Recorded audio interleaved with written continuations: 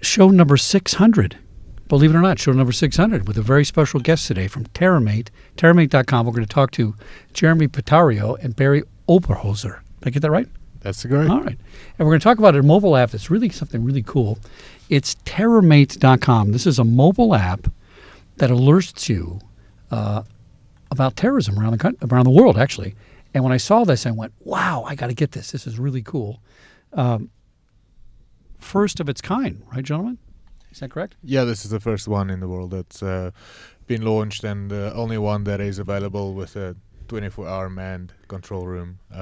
So we send out alerts for any terror-related activity, whether it's a mass shooting, which we included recently just after Las Vegas, as well as terrorism activity. Yeah.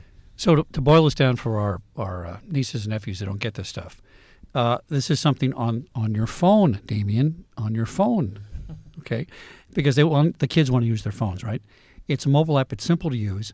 I'm sitting here driving down the freeway, and all of a sudden, bink, it goes off and says, listen, we have a terrorist attack in Belgium. We have a terrorist attack in Los Angeles. It's really almost in real time, right? Yeah, this is basically we have... from the moment something has happened in a country where there might be an attack, we send out an alert within 90 seconds of something happening. So it's a real-time feed which the user will get on their phone, updating on what is happening at the situation, if there is a simultaneous situation happening, if there's an attack at a train station and the next one might be in an airport, which like happened in Belgium or in France. We send out those alerts. We also send out alerts on how to stay safe in these areas, how many casualties there are, what are the movements around these type of attacks. So yeah, we try to inform the user with real-time verifiable intelligence, which is actually key because there's so much fake news out there, that we like to portray the real, factual, verified information to the user. Now, we talked about before the show that you have a live streaming component to this. Not really live streaming, because people can send a video of the event up to your server, right? You guys are going to vet it. You're going to make sure it's not fake itself or whatever, right? And then you may release it or may not release it. But that's another component that you're at the scene and you're not only getting information, but you're interacting or could be providing intelligence. Yes, correct. Because the most important are the people that's on the ground during such an attack. You get valuable information and intelligence should that happen. So yeah, we have the option of uploading the media, pictures or video to our server. We verify and vet it, and then if we deem it fit, then we send it out to the public, or if we deem it fit to be useful law enforcement, we send it out to appropriate agencies. Now, how long have you guys been in business? Well, we've been developing this since 2013, and we only launched this app on Android and iOS August 11th of this year. Oh, really? That's fantastic. How many users you got, or what's... Well, currently we are just over 20,000 downloads. Okay. So which is quite significant for us. We're a self-funded app. So good. Yeah. So with our main database being out of Europe, because terrorism is such a daily activity there. So if people want to get the app, they can go to it's on the screen right now. It's TerrorMate.com, and then we'll have links to the Apple Store, right? Yeah. So you can go to TerrorMate and download it in the Apple Store, iOS. And then Android. Okay, now don't do it while you're watching SecurityGuyTV.com. Just a little information there. Do it after the show, but does it cost anything? No, it's free. Now, how do you get away with that one? It's great to hear, but well, there's other ways we'll generate revenue, but currently it's free because we want people to be educated and to build up our user base, and then also as we continue to grow, we might be in charge, or as we continue to build out relationships with. Similar to like a Sirius or something of that nature, where it might be a cost if it was in your car, or things of that nature. So when I was at Disney, I kind of started some of their intelligence gathering, some ideas. I would get up early in the morning, come in. I'd look at different feeds, right? Yahoo News, all kinds of things, and I'd read and I'd say, wait a minute, I'm seeing a pattern. Even the Control Risk Group in London would give information, right? And then one day I saw that there was this series of little bitty train bombings all around the world. This train bombing in the Philippines, one in Spain, a couple cars, a couple people killed, nothing major. And then all of a sudden, I read a white paper, and 2 weeks later, we have the London train bombing, right? So you can see this data gathering, and ironically, the best source when the London train bombing went off was the People's Republic Daily, the Chinese newspaper. They had the story. I'm talking hours. I thought it was a fake story because I'm looking at it going, no, Fox is not reporting it, CNN's not reporting it.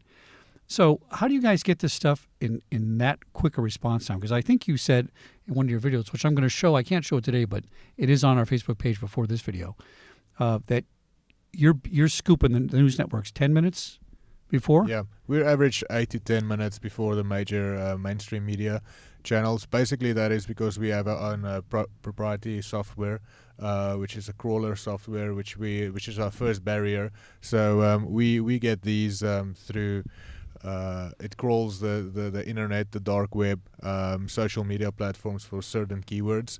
It alerts our system. Our second barrier will be our intelligence analyst, which then goes through it, verifies it with local law enforcement. Oh yeah, good idea. And then we send out the alert. But this happens very quickly in rapid succession. So from the moment we get our alerts, keywords to our analyst, to verifying it with local law enforcement, 90 seconds to maximum 2 minutes after we have received that. So that means that the user will have the information while such an attack is happening.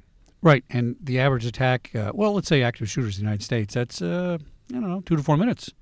Exactly. So and 2 to 4 minutes is a very long time when you're in a situation, terror attack or a mass shooting situation. So we are optimizing all technologies which we can in order to get these alerts out to our users as soon as possible. Now tell me about where this was used live. What recent terrorist event was this used live at, and how did that interact? Well, since we've launched only on August 11th, our first biggest test was the Barcelona vehicular attack. During that attack, we actually had so much success on user interaction. People uploading one of the first videos of the aftermath of that attack, which was actually then screened on CNN within hours of that attack happening. Our first biggest test was the actual Barcelona vehicular attack. How do your analysts determine whether something's real or fake? Because there's stuff out there like this Russian website I saw that actually make up fake attacks. And it's really hard to tell. Yeah, like if you the actual Russian language Twitter account, defense Twitter account, last week posted a photo of a supposed gunship convoy being a gunship shooting down a convoy in Afghanistan. That later was debunked as an actual video game footage, which they then uploaded on Twitter. So we've got trained personnel, which, as I said, technology is our first barrier. Our second barrier would be human interference, which makes us unique because no other app has got an actual backup of human interference verifying information that comes through. That's a good point. So we verify that with local law enforcement. And then obviously you've got your gut feeling of being many years in the business. You know when you feel that something is actually a major attack or whether it's just fake news. Now, is there any restrictions on using this in any countries that you've run into so far? Because every country has a different privacy law, that kind of stuff. Yeah, we've run into not into country-specific issues, but user questions regarding why do we request so many permissions, like location and your contacts. Well, we've got several features on our app which, in order to keep you safe, you need to give us permission of your location. Right. You need to tell us where you are, because we've got an actual a following feature called Follow Me, so which was developed after the Ariana Grande concert attack in Manchester. Multiple teens died during that attack, and many more were reported missing after the attack, and the parents did not know where to find their children. So if you have this, I can share my location with Chuck. I will know exactly where you are within the last meter of your last location, and I can share my position with you as well, so you can see where I am at all times, which is basically a very good feature for companies like Live Nation, Ticketmaster, people who are selling tickets to these concerts, and these concerts are major concerns and big events, big ticket events for terror attacks. Now, Jeremy, I'm not going to let you get away with not talking here, so next question is law enforcement using this?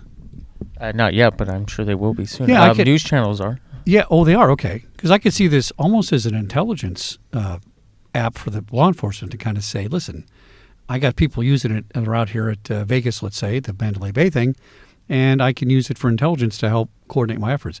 Have you guys thought about making a law enforcement app specifically to them, which maybe has, maybe it allows that live streaming feature if they're law enforcement, right? Because if they're law enforcement, it's kind of verified they're there in the game.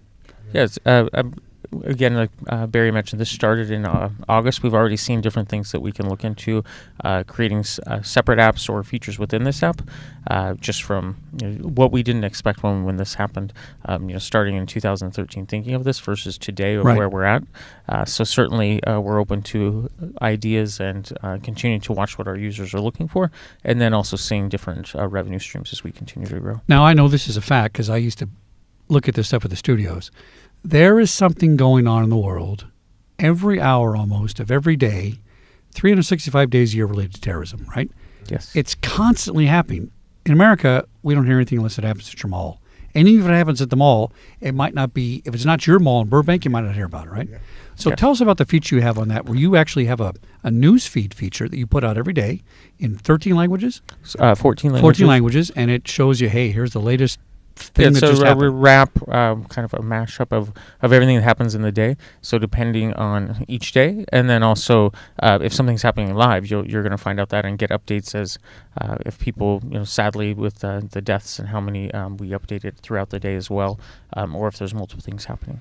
So give us an idea of what is going on in the world every day as far as terrorism. What were some of the things we're seeing in your news feed the average person might not think about? Yeah, I think if people look at terrorism, they only think about the big attacks. Right.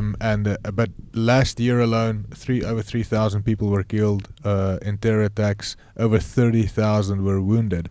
I mean, wow. Only in 2016. And people are looking at the massive attacks in the Western Hemisphere, but every day, if you look in Asia, Philippines, and then you go up north to Iraq, Afghanistan, these places have daily terror attacks happening, and it's just because if the MSM mainstream media is not covering it, doesn't mean it's not happening. It's happening every day. If you look at 30,000 people just last year being injured in some sort of terror attack, it happens every day, and we don't know about it because it's not being reported. Right. And now on our app, we are probably the first company which takes it up on their own to report the daily terror attack activities. Well, and a lot of that stuff, when I used to analyze it, and maybe the number's wrong, but tell me, the number one victim of these people, of the terrorists, are private people, private citizens, and private property, right? Yeah, still. Correct. Well, that's the aim of a terror attack. People think, to cause mass chaos for religious or other purposes, and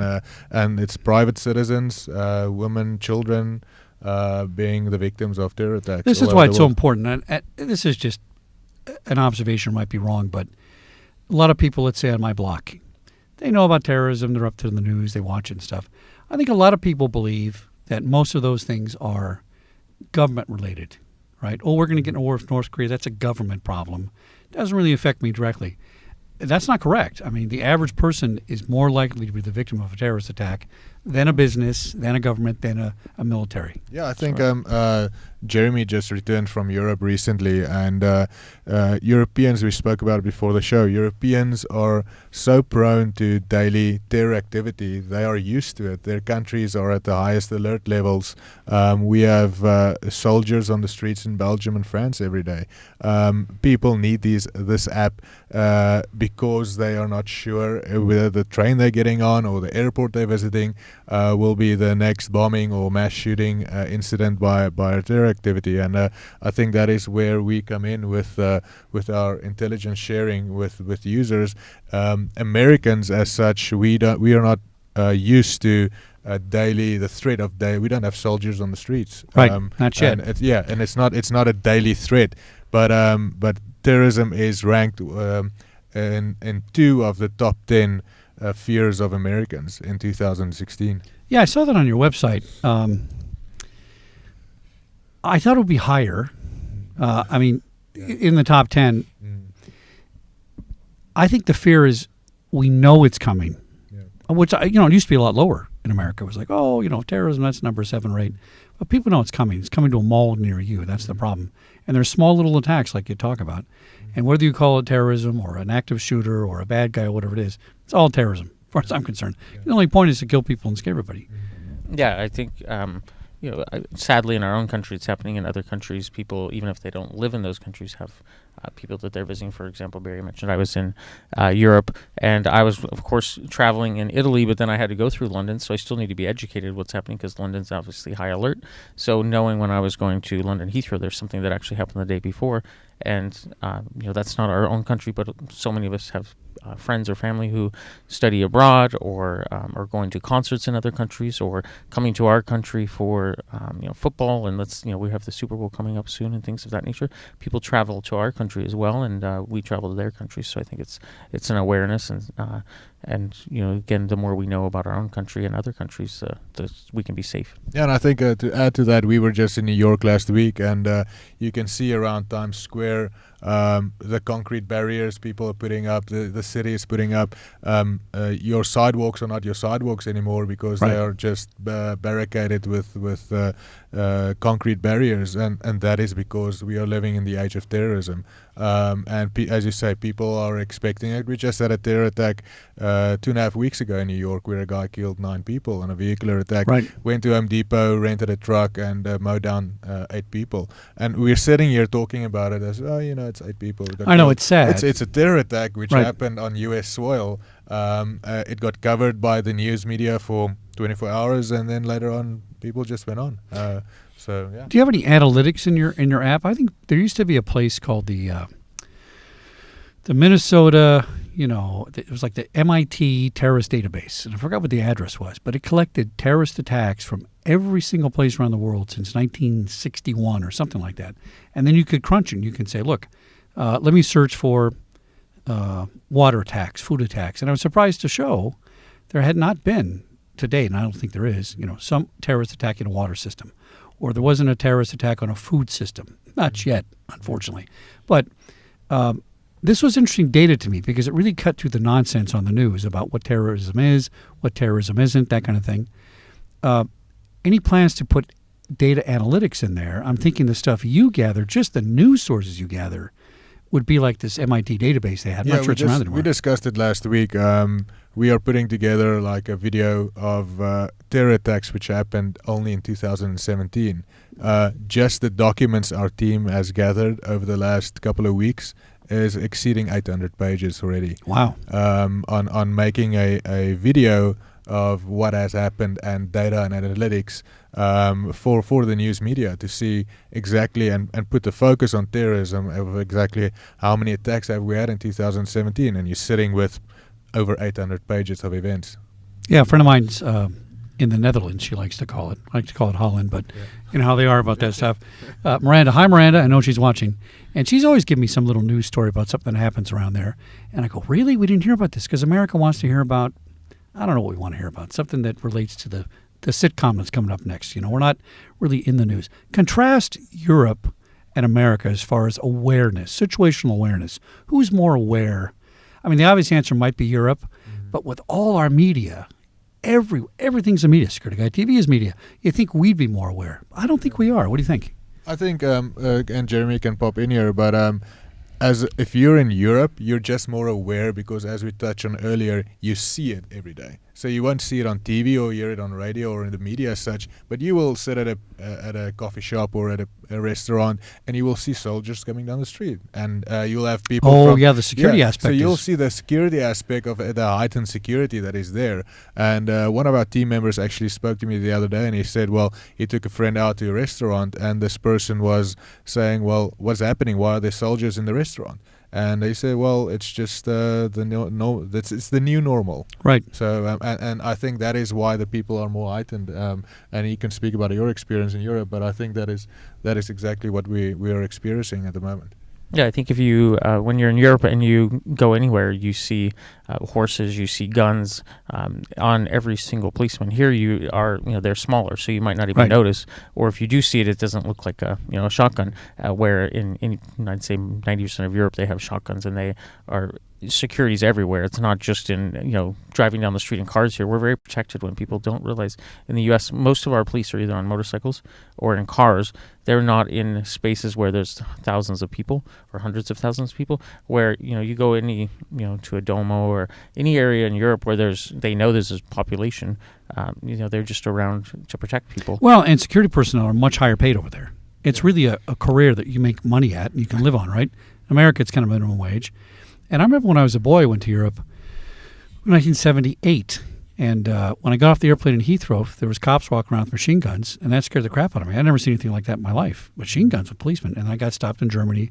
I got stopped in Finland. I got stopped everywhere I went. And all those cops had machine guns. Yeah. Literally, right? Little. How old were you then? I was 17 years old. I was like, what the hell is going on? Especially from here, you don't see that. I've never seen that. And so I knew there was a heightened awareness over there. And of course, Europe's thousands of years old, and they've been having sieges and wars and things forever, right?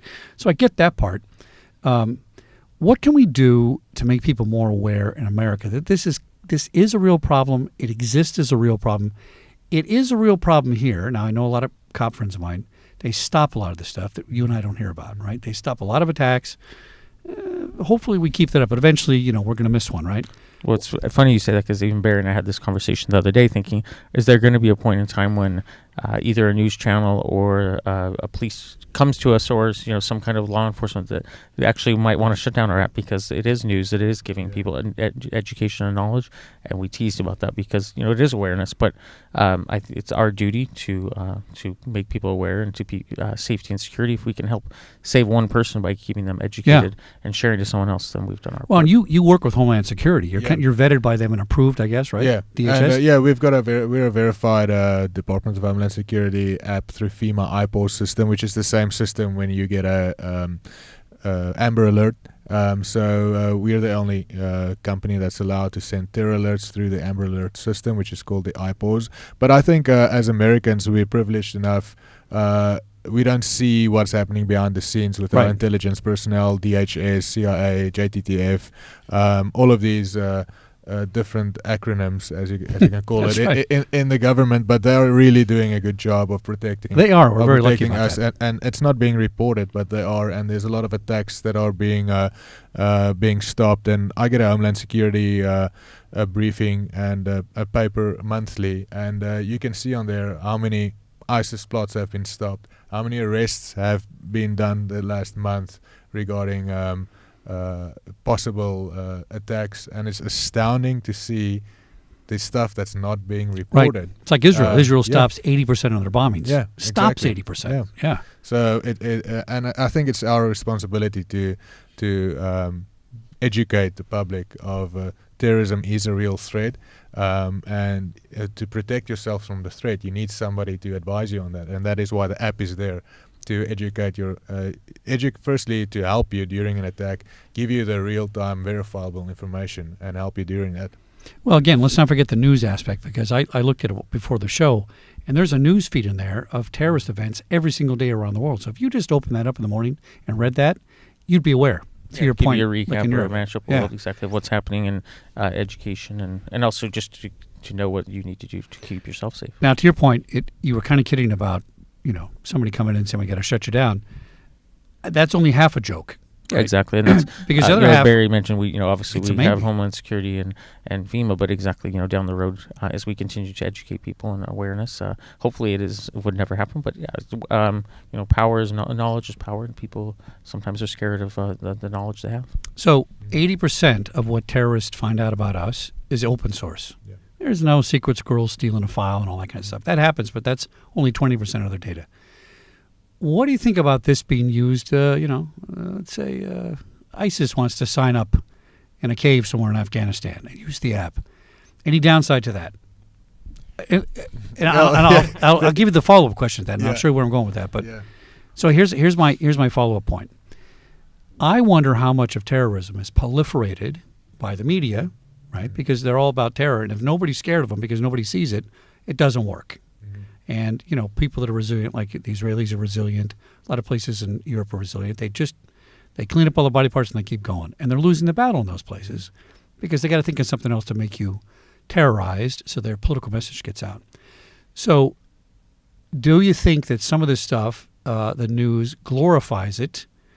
Depends on the agency, right? American agencies don't glorify it so much, but some European agencies, the Al-Qaeda network used to say, "Oh, look, a great terrorist attack." Are we hurting ourselves by having too much media coverage of this stuff? Sometimes we have to be aware. But what's the tipping point? I think if you look at the 9/11 attack by the Al-Qaeda operatives versus local new attacks by lone wolves of ISIS, terrorism has morphed. Obviously, there are two different organizations, right. but you're sitting now with lone wolves, which are guys that can, on social media, get inspired to or they log onto the Telegram app of ISIS and the feed of that, and they say, "I'm going to Home Depot, I'm going to rent a truck, and I'm going to drive into these type of people." There's no way to stop those type of lone wolf, uncoordinated attacks. Do you think there's motivated by the media and politically, or is this just the internal crazy? I think there is some sort of true believer. There's some sort of motivation of getting that type of media attention, maybe by more of the westernized lone wolves. I would say the actual terrorists, operatives from the Middle East. If you look at the actual Al-Qaeda operatives, those guys are not motivated by media or motivation, but actually by their beliefs. But I think if you look at the westernized lone wolves, I think they might have some sort of kick out of the media. That's attention. a good point. And I think there's always going to be copycat, no matter what. If you can watch it on TV, you can learn from us, or you can watch from other countries. But there's always going to be some kind of copycat, and I think that's part of, sadly, the thrill for some of these people. And then some people want the attention when they do whatever they do, and then go and kill themselves after, even though they're no longer here. They're still doing it for. What keeps you awake at night? What do you worry about? The safety of my family, my friends, and the people around me. Now, you keep it local. That's interesting. I believe this. I believe all security is personal. I believe it's local, and I believe it's now. So I like to say it's individual. It's in the here and now. And the reason for that is Jeremy and Barry know what makes them feel safe. I don't. Right. Now, this is the safest room in the studio. I can guarantee you that for several reasons. Because we're close to the door. Well, there's other reasons I won't disclose, but let's just say this is safe, so I feel safe, right? But you might not feel safe. It just depends, right? And so DHS can't really help us feel safe locally. And the terrorist is going to be across the street at Starbucks before DHS tells us about it, okay? That's what's going to happen, right? Yeah.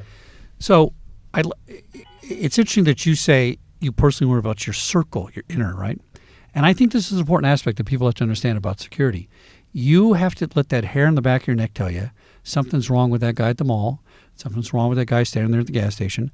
I got to get out of the way. I got to call somebody. I got to do something. I think that's the key to being successful. Even going to the Grove, there's a lot of people there. I look at my whole surrounding every time I walk there. Yeah. And I notice, people who might be doing something out of the ordinary, or their body language, because yes, it's heightened for me, but that's also, I would consider that my local, because I'm there quite frequently. So I think, but then when you go to the airport, I think even paying attention when you're going through security and those around you. What do you worry about, Barry? I think DHS has done a good job about their press marketing of if you see something, say something campaign, which is just what you touched on. Because people are the best human intelligence assets which you have. If you think something is out of place, it's better to report it than to just walk past it. And it probably is out of place. Yeah, and then it's 90% of the time there probably is something wrong with what you just saw.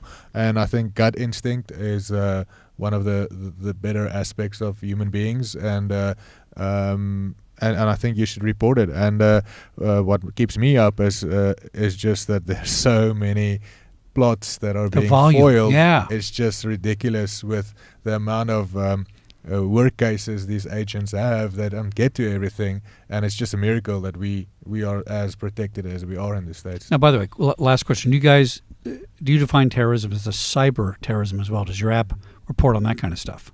At the moment, no. We just we're not into cyber terrorism at the moment, just because we believe there are enough safeguards currently in place on the cyber attacks.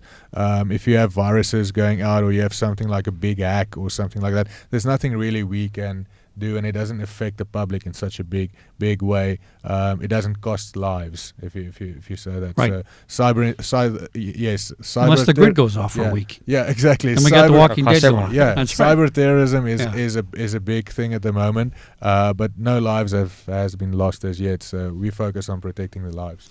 So every show, after the camera goes off, I sit here and I go, do I feel better or do I feel worse? Do I feel like, wow, those guys have it going on? Or do I feel like I Love Lucy and go, I'm not sure about that, right? I feel better. I feel better that you guys are on the ball. Thank you very much. Yeah, this makes me feel like somebody's paying attention on a granular level way down there where, where maybe the big agencies, the big government things can't do that yet. They have other things they have to do. So congratulations on this. Is really, really, really Thank good you very app. much. And you guys got to go take a look. We put the slide back up here again. That's TerrorMate.com for our podcast listeners, www. And for my nieces and nephews that cannot spell, it's Terror, TerrorMate.com. And no, Shannon, this is not a dating app. Just in case you were wondering. Down the road. Well, it could be. There actually is a dating app for terrorism. That's another scary. show. We don't want them getting together. I know. That's true, too.